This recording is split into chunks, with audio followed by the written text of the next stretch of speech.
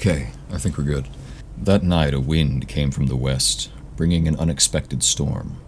The tides were made turbulent and the fish were driven away from their customary hauls far out to sea. For the next 2 days there were no fish at all, and if I had not attended to the bird's warning, I would have had hardly anything to eat. This experience led me to form a hypothesis. Perhaps the wisdom of birds resides not in the individual, but in the flock, the congregation. I've tried to think of an experiment that would test this theory. The problem, as I see it, is that it is impossible to know in advance when such events will occur. And so the only viable course of action is months, or likely years, of careful observation and meticulous record-keeping. Unfortunately, this is not possible just now, since so much of my time is taken up by my work with the other. I think that a lot of writers can trace their creative lineage back to Jorge Luis Borges. In almost any, you'd be surprised in how many places his name comes up. Now, this isn't a book by Borges, but I bring him up because I have recommended the following book in places where someone wants to get into sort of a Borgesian thing, or someone just doesn't like Borges for one reason or another, or someone loves him. Now, obviously, this Venn diagram is just one singular circle, effectively, but nonetheless, an excellent, excellent piece of surrealist fiction, bordering on fantasy, tantalizing as science fiction. Piranesi, an absolute thrill. Today's episode is brought to you by Sioux City Sarsaparilla.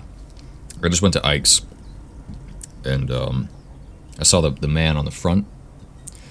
I figured I'm dressed in a bit of a Western way, so I picked up some sarsaparilla. My experience with some of these surrealist novels is the author is sort of hinting at this world, you know. You start to get the idea that there is something else going on here.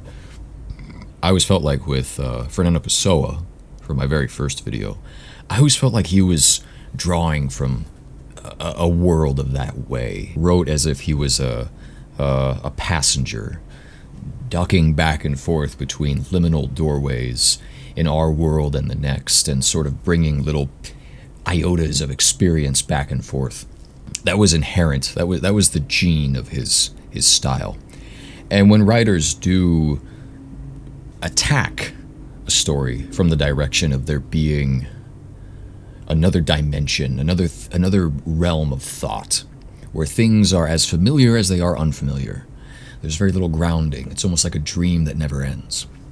Piranesi starts us off in that world. An immediate, cold plunge. The main character, Piranesi, the eponymous narrator, Piranesi. In fact, I just realized this book is actually an epistolary in a way, because we get everything from this character Piranesi's perspective. And he fancies himself a scientist, but he's also an explorer, a biographer, cartographer, biologist, ecologist in a lot of ways. He thinks about his world not only from the tiny minutiae, from the pebbles, the pebbles and the mussels and the grass and the snails, to the big things, to the grandiosity, even the scale of it. How big is the world?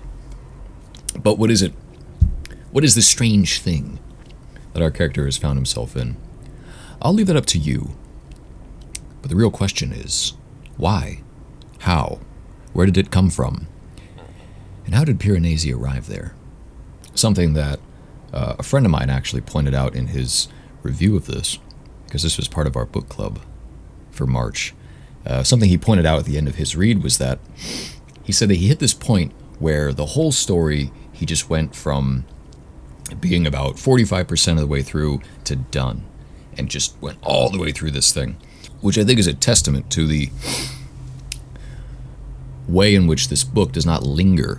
It is not so deep into the enigma of the setting that no actual story development is happening.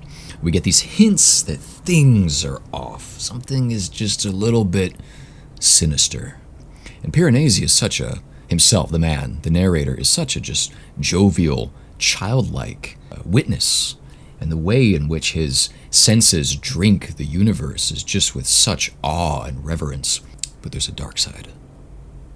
Something's not quite right. And it doesn't take much for our friend Piranesi. He doesn't have to put much of a fingernail into that crack in the wall. Answers to the mystery begin to be revealed. And so, that being said, if you want a fun, riveting, interesting, calm, and then not so calm story, which again has very, very strong, almost I would say a love letter to such works as the Aleph, the City of the Immortals, Funes and His Memory, things of that nature. Piranesi. In fact, if you have read the 3 that I just named and you haven't read this, I'd be surprised. So go pick it up. Susanna Clarke's Piranesi.